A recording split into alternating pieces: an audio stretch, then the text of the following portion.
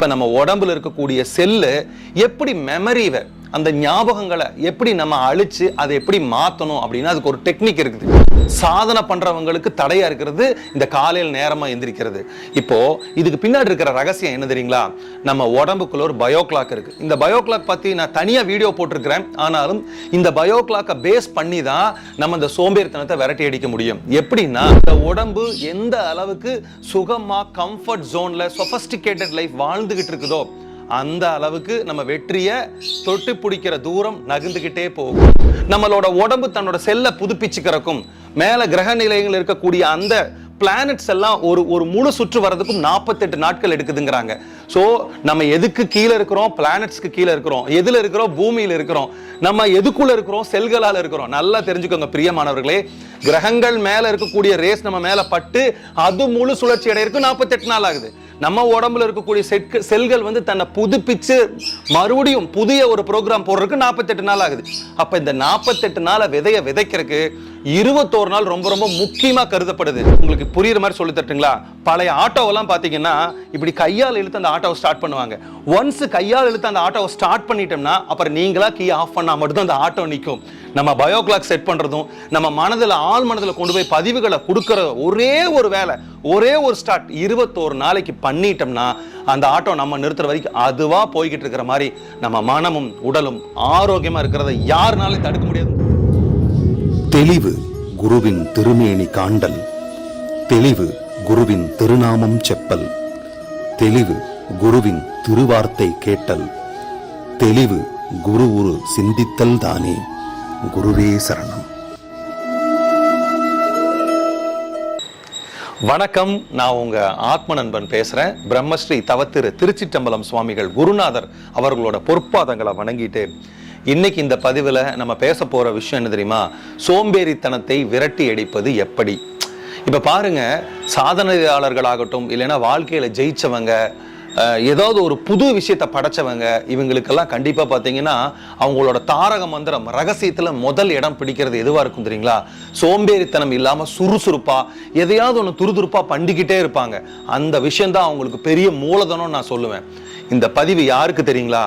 Sir எனக்கு நேரம் இருக்குது, எக்ஸசைஸ் பண்றதுக்கு எக்யூப்மெண்ட்ஸ் இருக்கு, போறதுக்கு ஜிம் இருக்கு, ரன்னிங் வர்றதுக்கும் ஜாகிங் போறதுக்கும் கிரவுண்ட் இருக்குது, எனக்கு விட்டமின் பொருட்கள் எல்லாம் கொடுக்கறதுக்கு ஆள் இருக்காங்க, ஆனா நான் எதையும் பண்ண மாட்டேங்கிறேன், நான் தூங்கிடுறேன், என்னால உட்கார்ந்துட்டே இருக்கிற மாதிரி இருக்கு, எந்திரிச்சு போய் ஆக்டிவா ஒரு வேலை செய்ய முடியல, எனக்கு ஏன் இந்த சோம்பேறித்தனம், ஏன் சோம்பேறித்தனத்தை போக்குறதுக்கு நான் என்ன பண்றது அப்படின்னு கேட்கறவங்களுக்கான பதில் தான் இந்த பதிவு.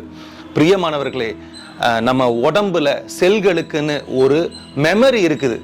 அந்த மெமரிவை நம்ம கொஞ்சம் மாற்றி அமைச்சிட்டோம்னா நம்ம சோம்பேறித்தனத்தை விரட்டி அடிச்சலாம். இதுதான் அந்த சீக்ரெட். சரி, இப்போ நம்ம உடம்புல இருக்கக்கூடிய செல்லு எப்படி மெமரிவை அந்த ஞாபகங்களை எப்படி நம்ம அழிச்சு அதை எப்படி மாற்றணும் அப்படின்னா அதுக்கு ஒரு டெக்னிக் இருக்குது. என்னன்னா, இப்போ காலையில் நேரமாக எந்திரிக்கிறதே பெரிய ஒரு தடக்கல்லா இருக்குது. நிறைய சாதனை பண்ண துடிக்கக்கூடிய இளைஞர்களாகட்டும் இல்லை எந்த வயதினருக்கு ஆகட்டும், சாதனை பண்றவங்களுக்கு தடையா இருக்கிறது இந்த காலையில் நேரமா எந்திரிக்கிறது. இப்போ இதுக்கு பின்னாடி இருக்கிற ரகசியம் என்ன தெரியுங்களா?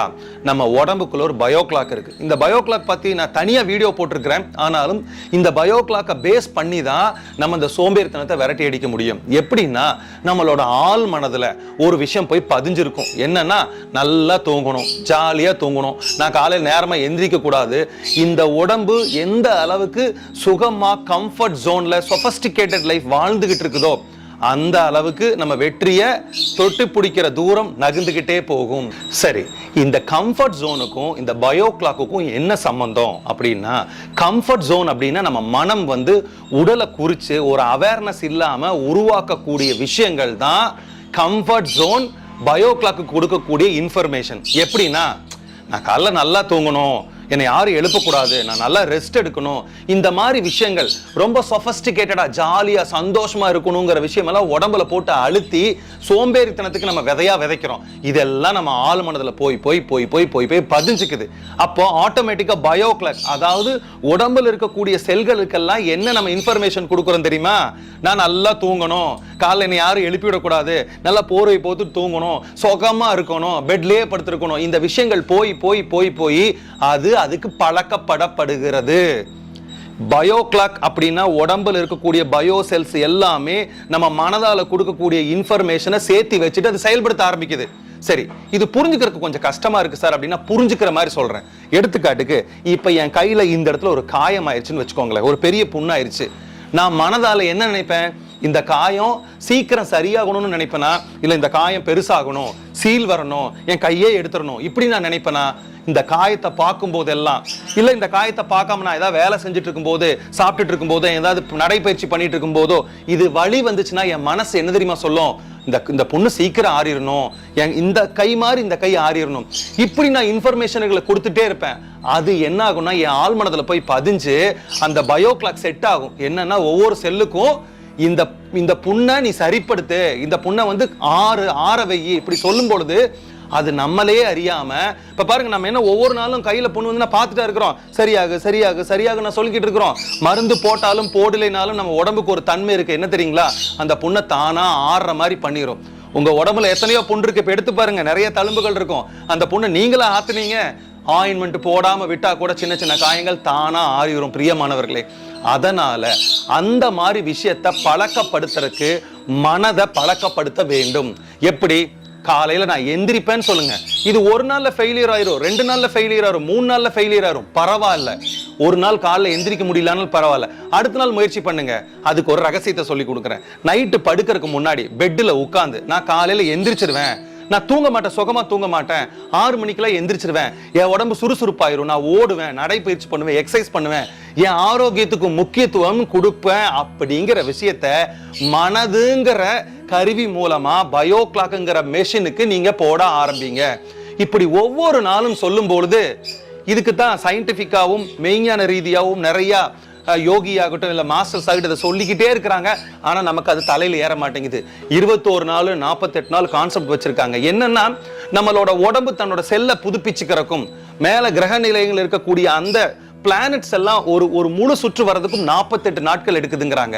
சோ நம்ம எதுக்கு கீழே இருக்கிறோம்? பிளானட்ஸ்க்கு கீழே இருக்கிறோம். எதுல இருக்கிறோம்? பூமியில இருக்கிறோம்.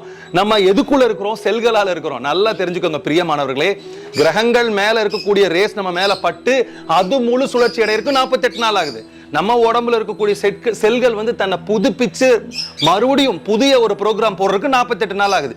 அப்ப இந்த 48 நாளை விதைக்கிறதுக்கு 21 நாள் ரொம்ப ரொம்ப முக்கியமா கருதப்படுது. நான் திரும்பவும் சொல்றேன், காலையில் நான் எந்திரிக்கணும்னு நினைச்சேன், ஆனா முடியல. இப்படி முடியலன்னு சொல்றத முதல்ல நிறுத்துங்க. நான் எந்திரிப்பேன், என்னால எந்திரிக்க முடியுங்கிறத ஒவ்வொரு நாளும் சாயந்தரம் விதைங்க, நைட்டு விதைங்க, காலைல உங்களால எந்திரிக்க முடியும். ஒரே ஒரு சூட்சும ரகசியம் சொல்லி கொடுக்குறேன். சில பெரியவங்க பாருங்க, சில தாத்தா பாருங்க, சில யோகி பாருங்க, சில மாஸ்டர்ஸ் பாருங்க, நீங்க அவங்களுக்கு அலாரம் வைக்க தேவையில்லை, நீங்க எந்த இன்ஸ்ட்ரக்ஷன் சொல்ல தேவையில்லை. காலையில 4 மணிக்கு எந்திரிச்சு அவங்களோட ஜல இதெல்லாம் முடிச்சுட்டு, அதாவது மலம் கழிக்கிறதெல்லாம் முடிச்சுட்டு தண்ணி குடிச்சிட்டு வாக்கிங் போக ஆரம்பிச்சிருவாங்க. இல்லைன்னா சும்மா கூட உட்காருவாங்க, படிப்பாங்க, வாழ்க்கைக்கான விஷயங்களை இது பண்ணுவாங்க. எப்படி அவங்களால சாதிக்க முடியுது? அதை நல்லா யோசனை பண்ணி அவங்க கிட்ட கேட்டீங்கனால அவங்க ஒரே ஒரு வார்த்தை சொல்லுவாங்க, என்ன தெரியுங்களா? தம்பி, எனக்கு பழக்கமாயிருச்சுப்பா. அதுதான் அந்த சூட்சும ரகசியம். பழக்கம் ஆயிருச்சுப்பாங்கிறது நம்மளே அறியாம நடக்குது. இப்ப நம்ம பயோ கிளாக்கை செட் பண்றது நம்மள அறிஞ்சு நம்ம தெரிஞ்சு கான்சியஸ் மைண்டில் நீங்க ஒரு விஷயத்தை போடும்போது கண்டிப்பா அது உங்களுக்கு ஒர்க் பண்ணும். அப்போ அந்த பழக்கமாக்கக்கூடிய விஷயம் 21 நாள் நடக்கணும். 1 நாள் இல்ல, 2 நாள் இல்ல, 3 நாள் இல்ல. கொஞ்சம் கஷ்டமா இருக்கு, எனக்கு புரியும். காலைல எந்திரிக்கும் போது இந்த போர்வையை போத்திக்கணும்னு தோணும். ஆனா அதை தள்ளி விட்டுட்டு நீங்க எந்திரிக்கிறீங்க பாத்தீங்களா, அதான் பயோ கிளாக் செட் பண்ணக்கூடிய முதல் விஷயம். 2வது, ஒரு நாள் எந்திரிச்சு ஃபர்ஸ்ட் நடந்துட்டு வரும்போது கொஞ்சம் சோம்பேறித்தனமா இருக்கும். நீங்க ரொம்ப நேரம் பயிற்சி பண்ண வேண்டாம், கொஞ்சம் பயிற்சி பண்ணுங்க. அடுத்த நாள் காலையில் எந்திரிச்சிட்டீங்களா, அந்த பயிற்சி இன்னும் கொஞ்சம் அதிகம் பண்ணுங்க, அடுத்த நாள் அதிகம் பண்ணுங்க, அப்புறம் நீங்க விட்டுருங்க. இதை எப்படி நான் உங்களுக்கு புரியுற மாதிரி சொல்லி தட்டுங்களா? பழைய ஆட்டோவெல்லாம் பார்த்தீங்கன்னா இப்படி கையால் இழுத்து அந்த ஆட்டோவை ஸ்டார்ட் பண்ணுவாங்க. ஒன்ஸ் கையால் இழுத்து அந்த ஆட்டோவை ஸ்டார்ட் பண்ணிட்டோம்னா அப்புறம் நீங்களா கீ ஆஃப் பண்ணால் மட்டும்தான் அந்த ஆட்டோ நிற்கும். நம்ம பயோ கிளாக் செட் பண்ணுறதும் நம்ம மனதில் ஆள் மனதில் கொண்டு போய் பதிவுகளை கொடுக்குற ஒரே ஒரு வேலை, ஒரே ஒரு ஸ்டார்ட் 21 நாளைக்கு பண்ணிட்டோம்னா அந்த ஆட்டோ நம்ம நிறுத்துற வரைக்கும் அதுவா போய்கிட்டு இருக்கிற மாதிரி நம்ம மனமும் உடலும் ஆரோக்கியமாக இருக்கிறத யாருனாலும் தடுக்க முடியாதுன்னு சொல்லிட்டு எல்லாரும் பயோ கிளாக் செட் பண்ணுவோம்.